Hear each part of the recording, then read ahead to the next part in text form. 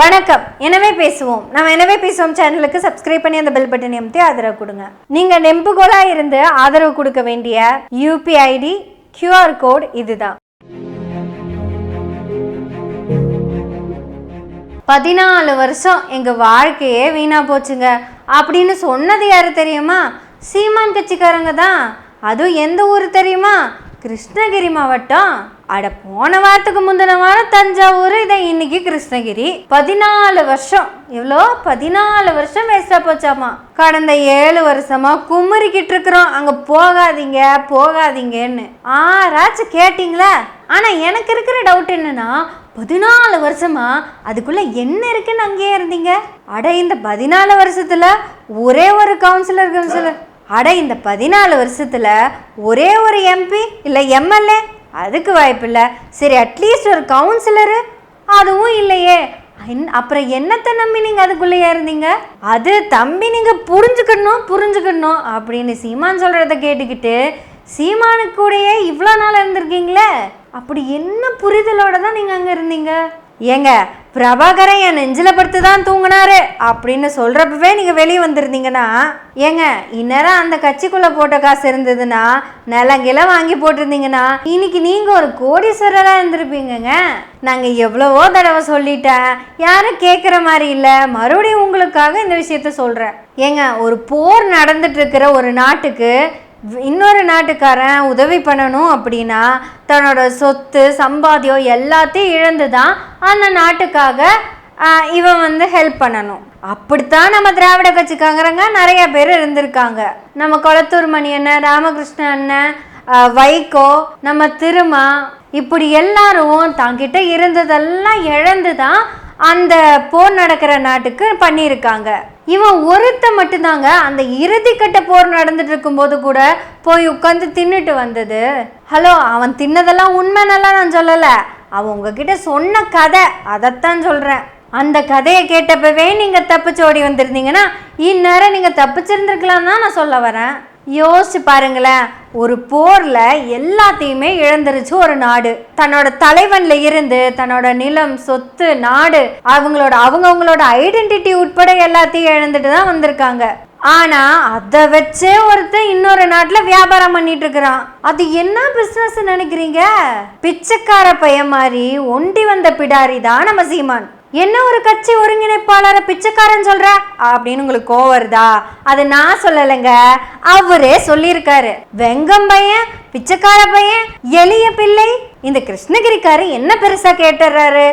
ஏன் இந்த எளிய பிள்ளை எங்க வீட்லையெல்லாம் தங்கி சாப்பிட மாட்டியோ அப்படின்னு தான் கேட்குறாரு. உனக்கு ரேடிசன் ப்ளூலேயே தான் ரூம் போடணுமா? ஏன் உன்னோட சொந்த காசுல செலவு பண்ணி போடலாம்ல? அட சொந்த காசு இல்லைன்னு தெரியும், இருந்தாலும் அந்த திரள் நிதின்னு ஒன்று வருதுல்ல, அந்த காசுலையாவது ரூமை போட வேண்டியதானே?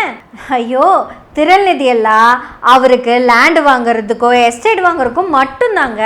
அப்புறம் சம்சாரத்துக்கு காரு, பசங்க படிக்கிற ஸ்கூலுக்கு ஃபீஸு, அப்புறம் இருக்கிற அந்த கடற்கரை பங்களா, இதுக்கெல்லாம் தாங்க திரள் நிதி. ஆனா வந்த நிதி இதுக்கு மேல. அது மட்டும் இல்லாம 1000 டன் அரிசியை வேற ஆட்டையை போட்டாருன்னு ஒரு உண்மை வெளியே வந்திருக்கு.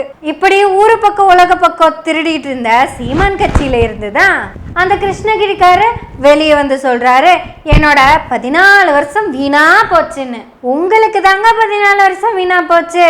அவருக்கு இந்த 14 வருஷத்துல அமோகம்தான், ஒரே சந்தோஷமான நிகழ்ச்சி மட்டும்தான் நடந்திருக்கும். அடிச்சாரு எம்புட்டுக்குள்ள அடிச்சிருக்காரு. அட அவர் பேசினதுல ஒன்னாச்சு உண்மையா இருக்குமான்னு நாங்க டார்ச்செல்லாம் அடிச்சு பார்த்தோமுங்க. எங்கேயுமே ஒண்ணுமே தெரியலைங்க. எம்புட்டு பொய். சரி, முன்னாடி போன தம்பிகள்லாம் கிரீஸ் டப்பாக்கள். ஏங்க நீங்கள்லாம் சருகுங்க. அதாவது இந்த மரத்துல இருந்து விழுகிற சருகுகள் விழுகும் இல்லைங்க, அது சத்தமோடு தான் விழுகுமா. நீங்க மரத்துல இருந்து பட்டு விழுகிற இலை இருக்குல்ல, சலசலன்னு சத்தம் மட்டும் தான் கீழே விழுகும். அதை போய் குறைக்க முடியாது. அந்த இலை விழுந்தா தான் இன்னொரு இலை துணி இருக்கும். அதை போய் பேசிட்டு இருக்கணும், அதை விடுங்க. அட கிறுக்கு பையன் கரெக்டா தான் சொல்லியிருக்கிறான் எடுத்துக்காட்டோட. அதாவது அந்த மரமே வளர்றதுக்கு இந்த இலைகள் தான் உணவு தயாரிச்சு கொடுக்குமாமா. இலைகள்ல இருக்கிற ஸ்டாச்சும் சூரிய ஒளியும் சேர்ந்துதான் மரத்தை பயங்கர ஸ்ட்ராங்கா வளர்த்திட்டு போகுமாமா. அதுக்கு கீழே இருக்கிற வேர்கள் யாரு கண்ணுக்கும் தெரியாது. அங்க மரமா இருக்கிறது சீமான் மட்டும்தான். எவன்கிட்ட எல்லாம் சொத்து இருக்கோ அதை புடுங்குற வரைக்கும் அவனை பச்சை இலையாவே வச்சிருப்பாரு. இனி இவங்கிட்ட இருந்து அம்மஞ்சலிக்கு காசு கிடைக்காதுன்னு தெரிஞ்ச உடனேயும் சருகுகள் சத்தத்தோடு விழுந்துருச்சுன்னு சொல்லிடுவாரு. சீமானோட இந்த 14 வருஷ அரசியலை ஒத்த வார்த்தையில சொல்லணும்னா, செத்தவனெல்லாம் இவன் சொந்தம், தம்பிங்களோட சொத்தும் இவனுக்கு தான் சொந்தம். சொத்து வந்ததுக்கு அப்புறம் உயிரோடு இருக்கிறவங்கள கூட செத்தவங்க மாதிரியா கழட்டி விட்டுருவான். இவ்வளவு தாங்க. இதை தாண்டி சீமானோட அரசியல் பெருசா ஒண்ணுமே இல்லை.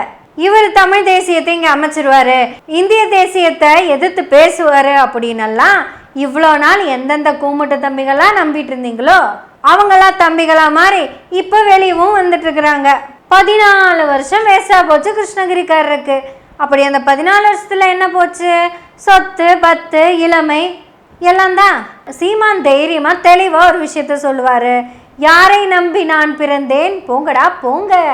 யாருக்கிட்ட எல்லாம் பணம் இருக்கோ அவன் மட்டும் திருப்பி வாங்கடா வாங்க அப்படின்னு சொல்லுவாரு. அவியல இப்போ வெளியே போனாங்கல்ல, அவியலையெல்லாம் பார்த்து வாழ்த்து சொல்றதா இல்லை அவங்களுக்காக வருத்தப்படுறதான்னு தெரியல. ஆனா ஒன்று மட்டும் உண்மைங்க, ஒருத்தன் எல்லாத்தையும் நான் முட்டாளாக்குவேன் அப்படிங்கிறத இப்போ வரையும் நிரூபிச்சுட்டு இருக்கான். சரி, நாம் தற்குறிகள் கட்சியில சேர்றவங்க தற்குறிகளா தானே இருப்பாங்க. என்ன முதல்ல வந்து ஒட்டிக்கிட்ட நாளுக்கும் நல்ல பேமெண்ட்டு, அதனால வெளியே எங்கேயும் போகாதுங்க. ஒரு விஷயத்த கவனிச்சிங்களா? பிசிறுன்னு சொன்னப்போ ஒரு ஆளை 15 நாளா காணோம். வெளியே வந்து 4 நாள்ல மறுபடியும் அண்ணன் பெருங்கோபக்காரன்னு சொன்னதும் மறுபடியும் 2 நாளா ஒரு ஆளை காணோம். அவ்வளவுதாங்க. இதெல்லாம் அவங்களுக்குள்ள ஒரு சாதாரண விளையாட்டு. 14 வருஷத்தை தொலைச்சிருக்காங்க. இப்போ இந்த சீமான் கோஷ்டிகளை பற்றி நாங்கள் பேசுகிறோம்னு சொல்கிறீங்களே, நாங்கள் என்ன பேசுகிறோம்? அட, நம்ம இன்னைக்கு நம்ம கிருஷ்ணகிரி அண்ணன் சொன்னதை தான் நாங்கள் இவ்வளோ நாள் சொல்லிட்டு இருந்தோம். அந்த கிருஷ்ணகிரி அண்ணன் இன்னையிலேருந்து உங்களுக்கு அவர் எதிரி. எனக்கு தெரிஞ்சு இந்நேரம் அவர் வடுக வந்தேரியா மாறி இருப்பாரு. நேற்று வரைக்கும் ஒரு லேப் டெஸ்ட்ல ஒரு தமிழனா இருந்திருப்பாரு. நாளைக்கு காலையிலேயே ஒரு டெஸ்ட் எடுப்பானுங்க பாருங்க. அவரோட தாத்தாவோட தாத்தா விஜயநகரத்துல இந்த இடத்துல இப்படிதான் இருந்தாருன்னு சொல்லிடுவாங்க. இவங்களுக்கு என்ன லேபாவது டெஸ்ட் ஆகுது? இவன் ஏதோ தெளிவா இருந்தா முப்பாட்டேன்னு சொல்லுவான், நல்ல போதையில இருந்தானா பைத்தியக்கார பையன்னு சொல்லுவான். இவனுக்கு முப்பாட்டனா பிறந்தா அந்த பைத்தியக்காரங்களுக்கே இதுதான் நிலைமைன்னா, கிரீஸ் டப்பாக்களுக்கும் காய்ந்து போன சருகுகளுக்கும் என்ன நிலைமை அப்படிங்கிறது இப்பவே எல்லாரும் புரிஞ்சுக்கிட்டீங்கன்னா உஷாரா இருக்கீங்கன்னு அர்த்தம். புரிஞ்சுக்கிட்டீங்கன்னா புத்திசாலி. அதை புரிஞ்சு வெளியே வந்துட்டீங்க, ஏதோ மிச்ச மீதி இருக்கிறதாவது உங்கள் ஃபேமிலிக்காகும். அப்புறம் வராததும் உங்கள் விருப்பம், அதை நாங்கள் கம்பல் பண்ண முடியாதுல்ல. ஆனால் பேசுவோம், பேசிக்கிட்டே தான் இருப்போம், டெய்லியும் பேசுவோம். எனவே பேசுவோம் நாள்தோறும். உங்களுடைய ஆதரவுகளை நன்றிகளோடு எதிர்பார்த்து கொண்டிருக்கிறோம். நன்றி, வணக்கம்.